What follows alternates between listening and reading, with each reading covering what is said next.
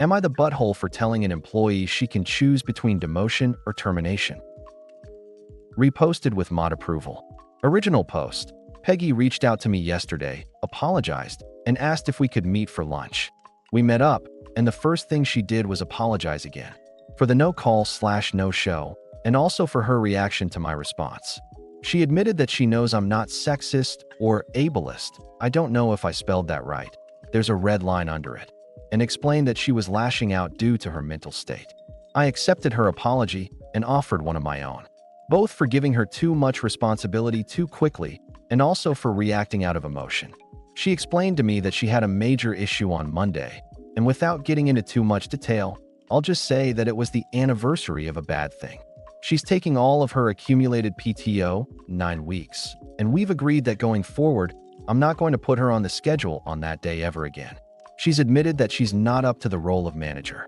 When she returns, she will be in the role of lead cashier, a role I created specifically for her. This way she can keep her raise and not feel like she got a demotion, but rather a lateral transfer.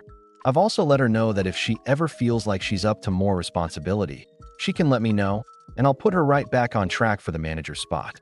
I've also let her know that if she's ever in a position where she's not able to call out, she can simply text me a thumbs down emoji, and I will accept that as notice that she will be missing her next shift.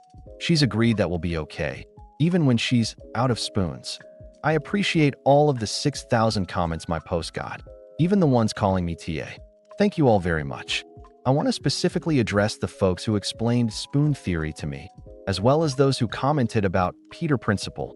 Those two types of comments very heavily influenced my actions.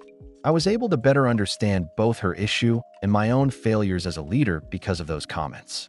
Hopefully, we can both move forward from this unfortunate incident and end up better for it.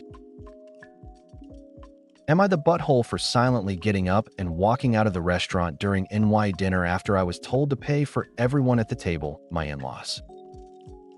IF32 recently inherited a good amount of money from my mom. I keep the money in a separate account as I still haven't decided what to do with it, and I didn't want it to go to waste. I noticed my husband constantly bringing up the inheritance money and making countless suggestions as to how I should spend it. Another thing is that he expects me pay for nearly everything the past couple of weeks. For NY, my husband and I met up with his family at a restaurant to celebrate. It was going fine until I found out that I was expected to pay for everyone at the table. My husband's mom joked about paying for dinner out of my inheritance pocket, which made me livid, but I showed no reaction. Just silently paid for my own food/drinks. Then got up and made my way out of the restaurant. They were shouting after me like a crowd, and my husband tried to get me to come back, but I drove home. He got back at 3 a.m. yelling at me saying I was pathetic to get up and walk out on him and his family after they relied on me to pay for their food and thought I was gracious enough to do it, but they were wrong. He said I humiliated him and family and that what I did was an attempt to get back at them for not being able to help mom when she was sick. Not true is all I'm going to say. He is mad and is saying that I caused a huge rift between his family and me when it wouldn't have hurt me to pay for the celebratory dinner.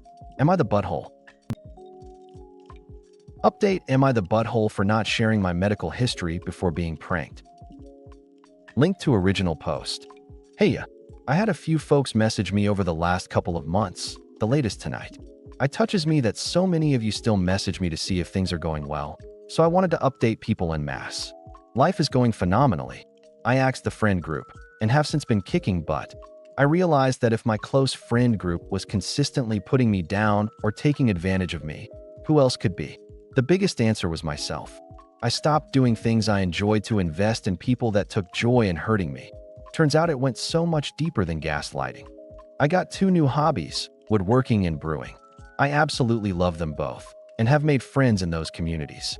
I started cooking instead of takeout, and I met the woman who is now my girlfriend at the local market, and we do most things together now.